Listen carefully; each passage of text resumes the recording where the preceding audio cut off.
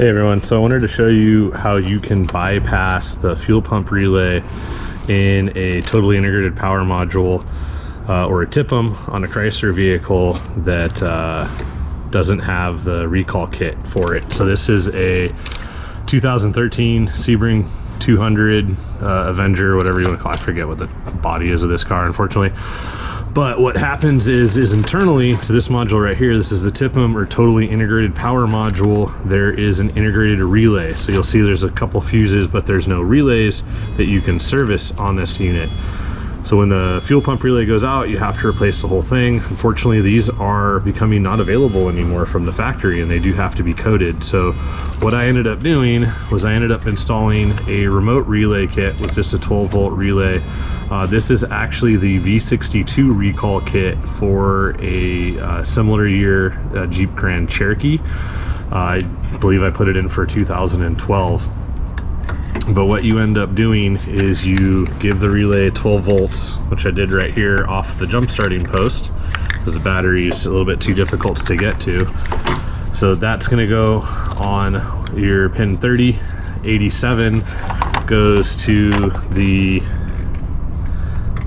fuel pump control right here, which in this case on most Chrysler vehicles is blue with an orange tracer. So you interrupt that off of the connector.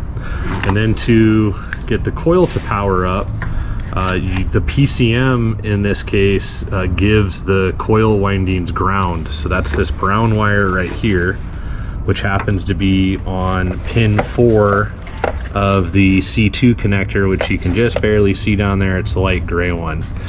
This larger gray one right here is where we have our fuel pump control coming out. So if the relay was powered up by the PCM, it would come out that connector.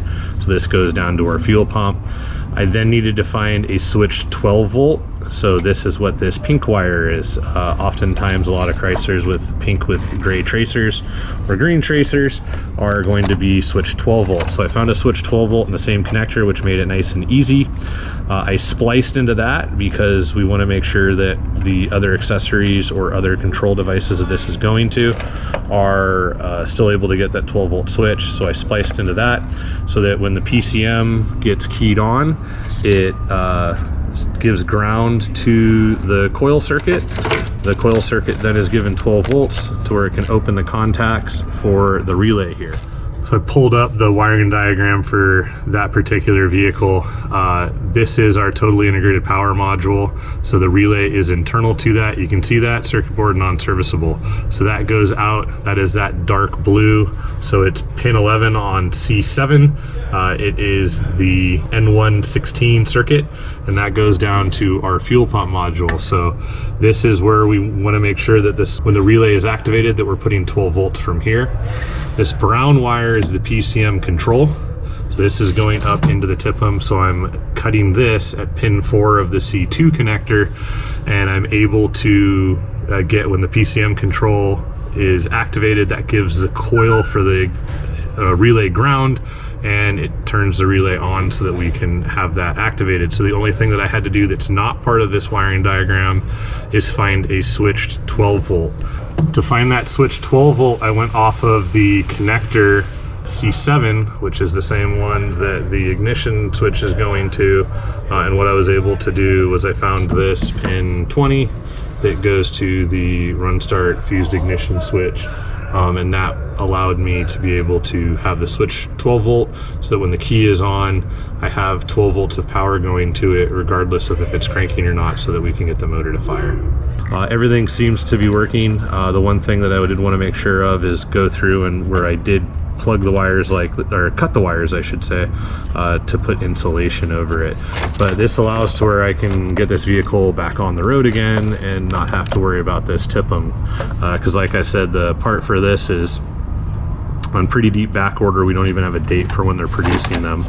So I'll have to go and put this in a nice safe location. The nice thing with this relay kit is it comes with a cover and a bracket that I can mount, and so I can mount this to where you know, it's easily accessible and serviceable. So it's not only has the relay, but I also have a fused protection for the relay 20 amp fuse in the little holder right there, coming straight off the battery lead. So should be able to keep this car on the road for a lot longer.